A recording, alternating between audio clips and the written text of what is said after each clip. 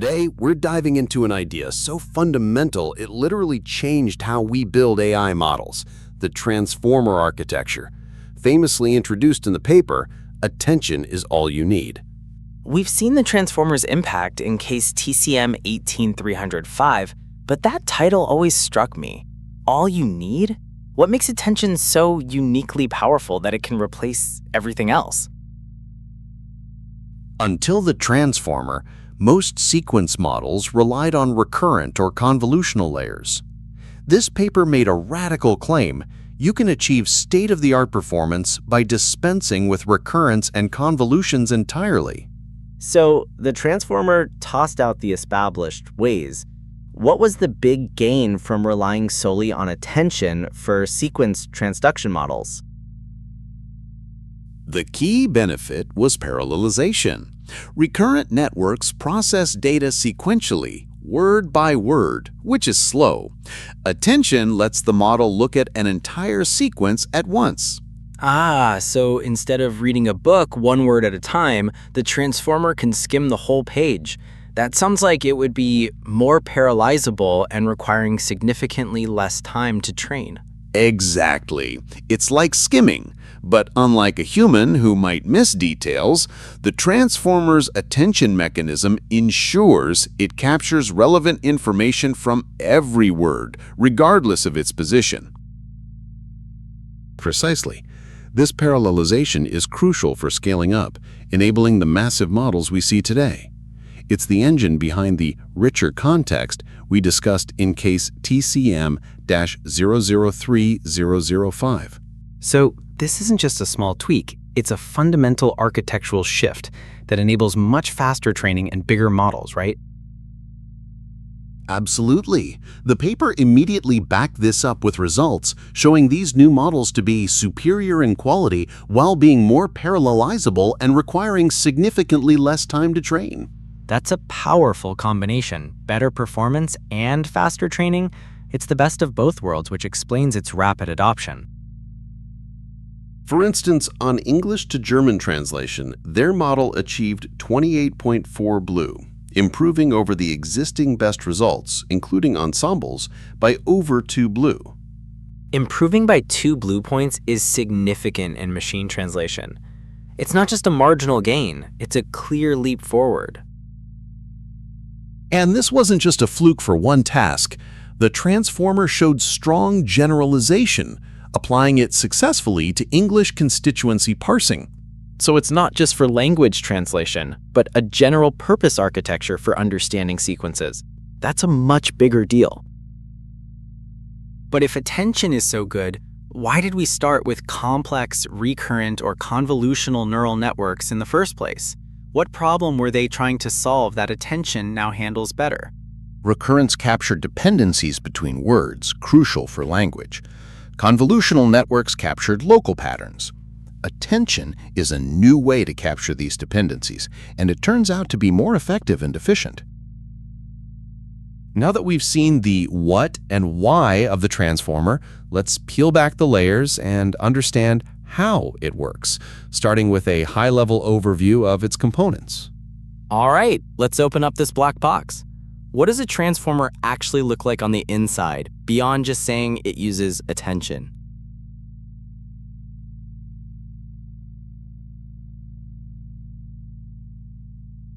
Let's start with a high-level view. Think of the transformer as a black box. In a machine translation application, it would take a sentence in one language and output its translation in another. So input goes in, output comes out. Simple enough. But I know there's more to it than that for a model to be so revolutionary. Opening that box, we find an encoding component, a decoding component, and connections between them. It's a classic setup for sequence-to-sequence tasks. Encoder-decoder. That sounds familiar from other sequence models. Does it work similarly where the encoder processes the input and the decoder generates the output? Yes, but with a twist. The encoding component is a stack of encoders. The paper used 6, but you can think of it as multiple layers refining the input's representation. A stack of encoders, Like multiple passes at understanding the input sentence, each layer building on the last? That seems robust. Inside each encoder, the inputs first flow through a self-attention layer and then a feed-forward network. This self-attention layer is the core innovation here. Self-attention. So it's not just attention, but attention to itself? What does that even mean for a word in a sentence? Consider the sentence, "The animal didn't cross the street because it was too tired." Self-attention helps answer what it refers to. When the model is processing the word it, self-attention allows it to associate it with animal. I see. It's about context. The model can explicitly link a pronoun to its referent, which is something humans do effortlessly, but machines struggle with. While RNNs use a hidden state to build context from previous words, self-attention fundamentally differs. It doesn't sequentially build context. It calculates a direct connection from each word to every other word. So it's not like BRNN's memory that builds up over time. Self-attention is more like a dynamic lookup, where each word directly asks all other words for their relevance. That's a great way to put it. The dynamic lookup part is key. It's a direct, learned connection, not a sequential passing of state. The analogy holds in that it's about finding relevance, but it breaks because it's not a sequential search. It's a simultaneous evaluation of all relationships. Exactly. This mechanism allows the transformer to bake the understanding of other relevant words into the one we're currently processing. Every word's representation becomes context-rich. That's a powerful mental model. Each word, rather than being isolated, is infused with information from its entire surroundings in the sentence. Crucially, the word in each position flows through its own path in the encoder. While there are dependencies between these paths in the self-attention layer, the processing itself is parallel. So all words are processed simultaneously, but their representations influence each other within the self-attention layer. That's the parallelization we were talking about. This high-level picture shows the components, but how does this baking in of context actually happen? Let's dive into the core mechanism, the query, key, and value vectors. I'm ready. The it and animal example made sense, but I want to see the gears turning. How do these vectors combine to create that contextual understanding?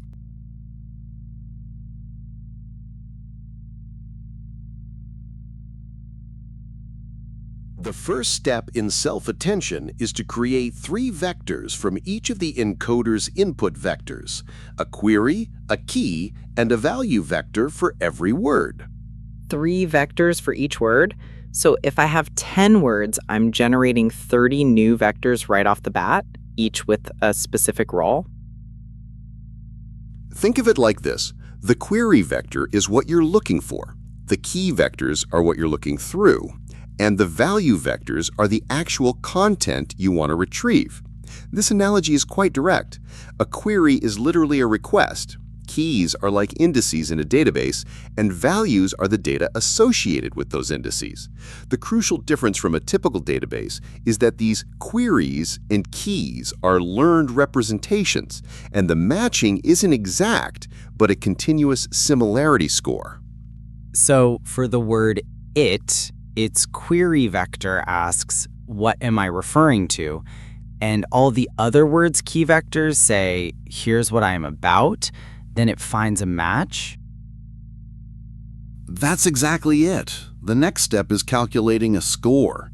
The score is calculated by taking the dot product of the query vector with the key vector of the respective word. A dot product measures similarity, right? So a higher dot product means the query word is more interested in that keyword? Yes. If our first word is thinking, its query, Q1, would be dotted with the key of thinking, K1, then with machines, K2, and so on. The second score would be the dot product of Q1 and K2. So each word's query vector gets compared against every other word's key vector to find out how related they are? This seems to be where the self in self-attention comes from. Next, these scores are scaled down by dividing them by a factor, here 8. This 8 is actually the square root of the key vector's dimension, which helps stabilize the gradients during training, preventing them from becoming too large or too small. Then, the result is passed through a softmax operation. This normalizes them into probabilities that sum to 1. Softmax gives us weights, essentially. So now for it, we have a set of weights indicating how much attention to pay to animal, street, or tired. This softmax score determines how much each word will be expressed at this position. Softmax gives us weights, essentially. So now for it, we have a set of weights indicating how much attention to pay to animal, street, or tired.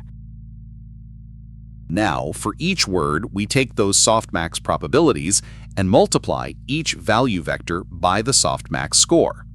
Then, sum up the weighted value vectors to get the final output for that word position. So, if it needed to pay 80% attention to animal and 20% to tired, we'd take 80% of animal's value vector and 20% of tired's value vector and add them together. This combined vector now represents it with all its relevant context baked in. This parallel processing and contextual understanding is incredibly powerful, but it comes with a trade-off. Because each word's query must interact with every other word's key, the computational cost of self-attention grows quadratically with the length of the input sequence. Quadratic? So if the sentence doubles in length, the computation increases fourfold? That sounds like a bottleneck for very long documents or conversations. Precisely. That's a fundamental limitation. While researchers are actively working on efficient attention mechanisms, the original transformer's self-attention, as we've described it, faces challenges with extremely long texts.